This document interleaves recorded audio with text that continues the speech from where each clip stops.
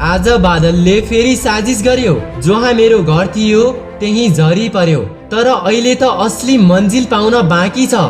अझै त स्वार्थको मुस्कान पाउन बाँकी छ।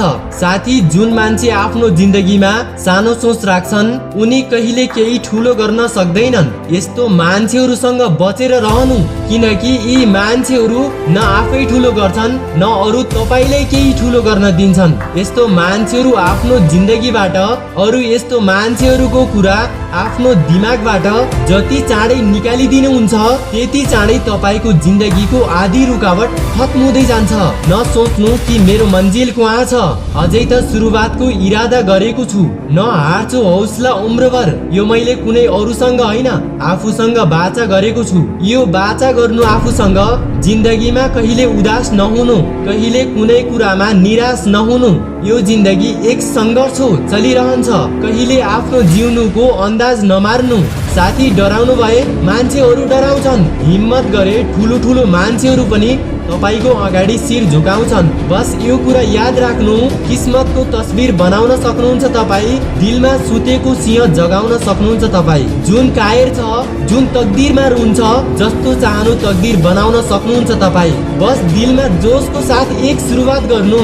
यदि उत्साहको साथ कुनै पनि कदम बढाउन सकिन्छ। मन्जिलमा जुन जिउन चाहन्छ ऊ तुफानमा डराउने गर्दैन। तुफानमा जुन डराउँछ मन्जिल उसले पाउने गर्दैन।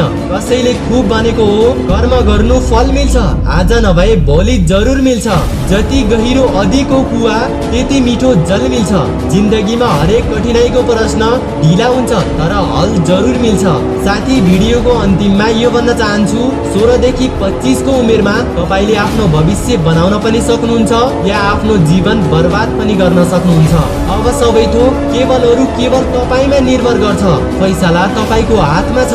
समय बर्बाद गरिरहनु या समयलाई आफ्नो लक्ष्य पूरा गर्न सही ठाउँमा प्रयोग गर्नु केवल तपाईको माथको पसिनामा छ। एउटा सानो समस्या जुन सबै मान्छेलाई सामना गर्नुपर्छ। जब हामी कुनै काम सुरु गर्छौं तब पहिले धेरै जोशमा रहन्छौं। जब हामी केही प्लान बनाउँछौं तब धेरै जोशमा रहन्छौं, सबै याद रहन्छ। तर एकछिन पछि हामी यो भुल्छौं कि हाम्रो प्लान के थियो, हामी कति मोटिभेट थियौं, अरू हामीलाई आजको दिनमा के काम गर्नु थियो। यस्तो पनि तपाईको साथ हुन्छ भने केही क्षण पछि या केही दिन पछि जोश खत्म हुन्छ, फोकस पूरा तरिकाले हट्छ भने यसको सल्युसन म लिएर आएको छु। जुन अर्को भिडियोमा चाहनुहुन्छ भने कमेन्ट गरेर जरुर यस लेख्नुस्। म मिल्छु तपाईसँग अर्को भिडियोमा जुन तपाईलाई सकारात्मक ऊर्जाको बढिदियोस् र भिडियोलाई धेरै भन्दा धेरैलाई शेयर गर्नुस् र हाम्रो यो प्रयासको हिस्सा बन्नुस्।